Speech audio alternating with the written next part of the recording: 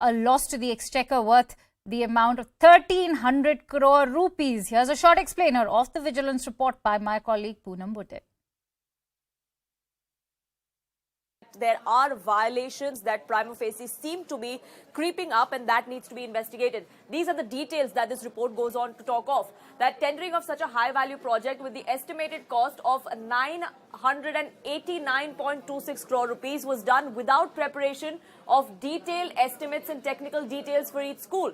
They were also done without giving sufficient time to bidders for submission of bids, and these things may dissuade serious bidders to participate in these tenders. They then go on to say that this kind of move by the Delhi government created financial liabilities for the National Capital Region. They did not take administrative approvals. The expenditure sanctions were also not taken from the competent authority before undertaking these works beyond sanctioned financial limits. So these works were beyond the sanctioned financial limit. There was no approval that was taken, which is why there was financial liability that was created on the exchequer, which in this case is the Delhi government, making payments over and above the tendered value of the contractors without taking administrative approvals and expenditure sanctions. So in this particular case, the Delhi government will have to have the nod and the stamp of the Delhi LG before making such an expenditure. That approval, that expenditure sanction also was missing. That is something that this vigilance report goes on to talk of.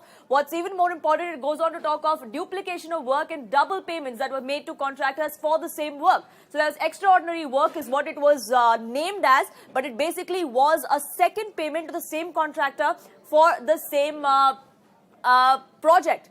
Then it goes on to talk of several other violations as well. It says that works at higher rates vis-a-vis similar works were undertaken under the upgradation process.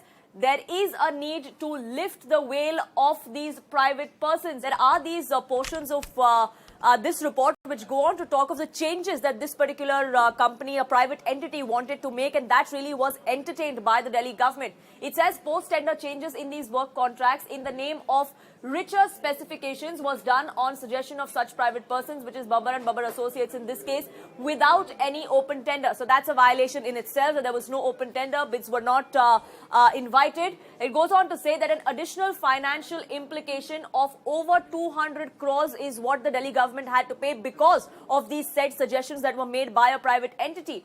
It also then goes on to say that award of works for an amount of 52.5 crore in 5 schools to contractors, again, without any open tender. So that's another violation as far as this vigilance report goes. This was to utilize the savings to undertake fresh works without an open tender. So there are several works that were undertaken for these particular classrooms by the Delhi government, which were all done without an open tender, is what this report alleges. It then goes on to say that the construction of 1,214 toilet blocks against the requirement of only 116 toilet blocks. So that really resulted in an extra expenditure of about 37 crores. So they claim that as far as the schools in the Delhi area are concerned, the government only had to build 116 toilet blocks, but instead they went ahead and built 1,214 toilet blocks, which resulted in an expenditure, an additional expenditure, an additional burden on the exchequer, which is 37 crores. There are missing rainwater harvesting systems as well as claimed to have been installed by the PWD,